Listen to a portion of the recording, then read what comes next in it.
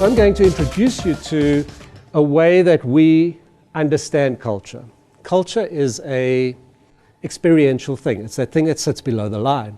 So how do we make it come alive? Because you can't manage something if you can't measure it. And so we work with something called the 7 levels of consciousness. It was designed by a gentleman called Richard Barret. So you'll see the Barret 7 levels of consciousness model. And you will see, if you've got any sort of marketing and or psychological training, you may be familiar with Maslow's hierarchy of needs. And you'll see that quite strongly in the first 3 levels here. What Richard Barret did is he took the piece of self-actualization and gave that some more definition and meaning. So as a person, we go through all of these phases of consciousness. We have a lens of our world that we look at different times in our lives through those phases. Okay, so we start off in life. Survival is all important. Make sure I'm fed, I feel loved, but survival is the big thing for me.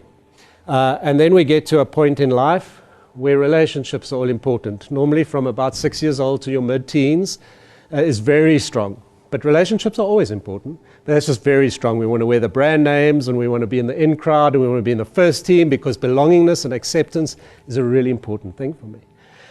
And then when I feel part of the tribe and I feel accepted, I want to feel significant. I want to feel like I'm important. And I want to feel like I add value.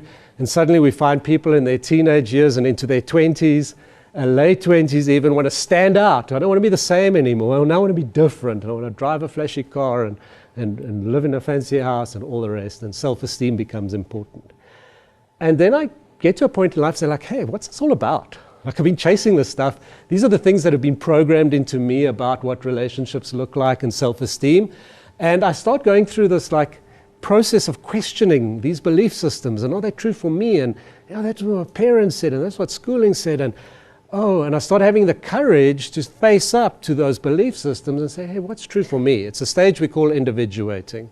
It typically goes through in our sort of 30s and into sometimes our 40s, where it's very strong. And notice my words, we feel all of these at all times in our lives, but there's just a little emphasis that happens. And then internal cohesion becomes really important, because when I question, who am I get to the point of accepting who I am, and knowing what my gifts are and what I can bring to this world. And I start getting comfortable. Here we try and be like a whole lot of other people. We're chasing our heroes. And suddenly I get to a point like, hey, I'm unique. I've been blessed with certain talents and gifts that I can give the world. There's been nobody else like me in history, and there never will be anybody else like me. I have been shaped in a particular way, which actually sets me up to truly make a difference, to truly give back and invest in other people's lives and bring those gifts in a way that will actually make a difference in our world. And that might take me to a place of service, which is typically giving without expecting anything in return. Making a difference sort of happens big time in our 50s odd, where we're starting to think about, hey, I've probably gone as far as I'm going to go in life, and what do I want to leave behind, and what's my legacy? And in 60s, like, there's no more ladder to climb, there's nothing more to prove in life, and all my obligations are actually met, hopefully, mostly, and so my focus starts becoming more about service. Now, that's a very generalization, physiological development. I know some young people that are very heavily focused right up there in their consciousness, and I know some old people that are stuck here, okay? It's a generalization, but I just want to give you a sense of that's how it works. The thing is that our companies are the same. Okay, that's a personal journey. But this is a great tool for us to get consciousness, awareness about our company's culture and where we are. So I'm going to just jump through that quickly. I'm not going to spend too much time on each one. But at a personal level, I'll value certain things like financial health and stability. At an organizational level, we value profit and shareholder value, because that makes sure we're going to survive, that we are going to be able to continue being a company. You see these little red words? They are words that we would call limiting values. Those happen when we put an overexpression on that level. So some companies never get out of survival. Extreme example being a Chinese sweatshop. For them, profit is everything. They will squeeze those assets and their team members or employees as much as possible, and they end up exploiting. Okay, it's the overexpression of that. Those often show up when we have fear as well. I don't trust my people, I feel like we're going to implode, I'm going to micromanage and take control.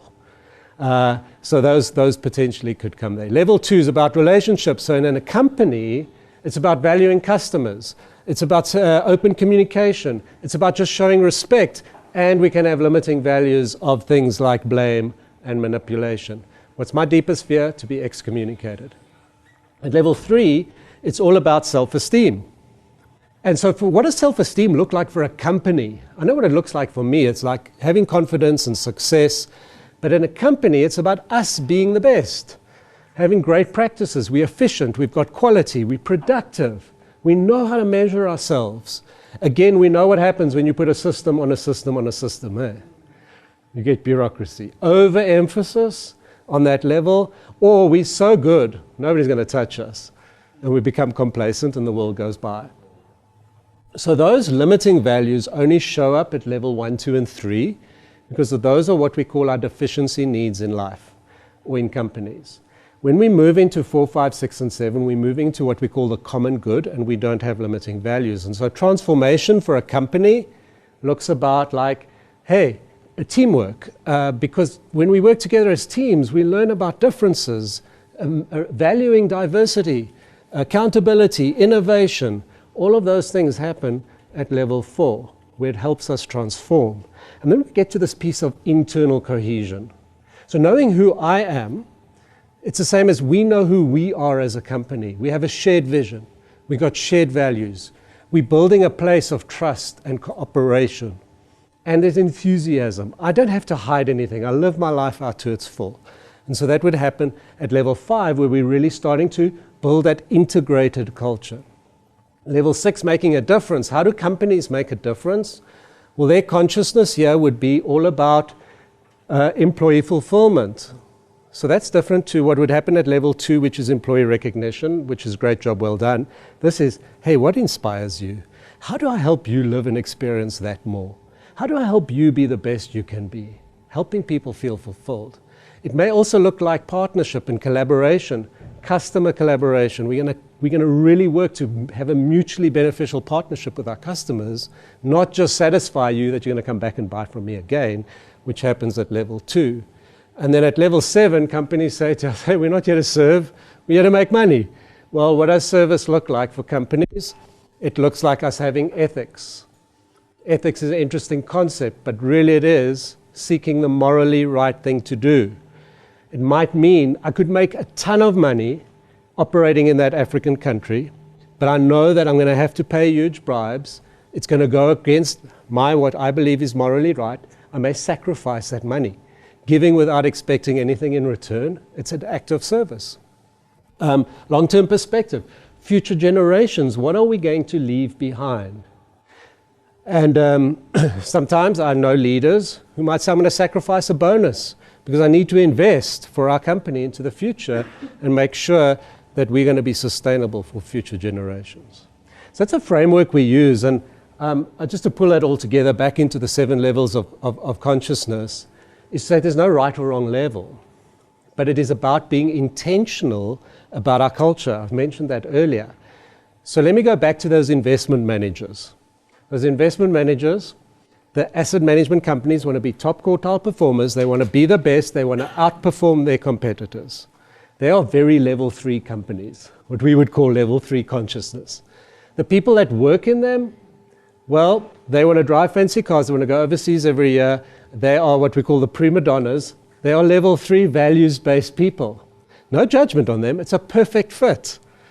Go and put that person in an NGO that wants to save the whales and make a difference. They'll hate it. Okay. And so the big piece of this is how do we get alignment between the people in our organization and the culture, how they're experiencing the culture. Good alignment means I can bring myself to work.